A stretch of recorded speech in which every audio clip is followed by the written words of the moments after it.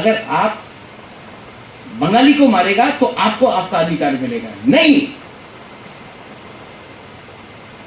किसी को मारने से आपको कुछ नहीं मिलेगा। आपको अधिकार, आपका अधिकार देने का पावर वो बंगाली के पास नहीं है, वो मणिपुरी के पास नहीं है, वो मुसलमान के पास नहीं है, वो चाय बागान के वर्कर के पास नहीं है। वो पावर दिल्ली का सरकार के पास। तो जब दिल्ली हम लोग जाता है तो हमको बोलना है कि हमको किसी के साथ प्रॉब्लम नहीं है, आप हमारे साथ न्याय करो, क्योंकि ये स्टेट हम लोग का तिपरासा का था, आज हम लोग का ये पोजीशन है, आप हम लोग को न्याय दो।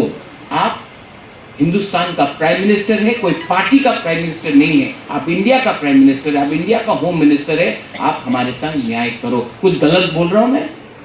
लेकिन जब मुबारक दिल्ली जाता है तो ऐसा करके नहीं जाता है, हानि भूसा बन के जाता है, वीर विक्रम का नाती बन के जाता है।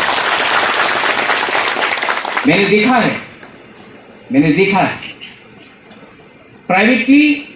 रेवती त्रिपुरा भी बोलता है कि मिलेगा तो अच्छा होगा, लेकिन पार्टी से बाहर नहीं निकल सकता। मैं भी कांग्रेस में था, पार्टी से बाहर नहीं निकल, जिस दिन निकला उस दिन दिल खोल के बात की। जितेंद्र चौधरी भी चाहता है लेकिन निकल के बोल नहीं सकता क्योंकि पार्टी में है। लेकिन ये पार्टी पार्टी पार्टी पार्टी करते करते 70 साल चला गया, हम लोग छोटा छोटा छोटा छोटा होकर इतना हो गया।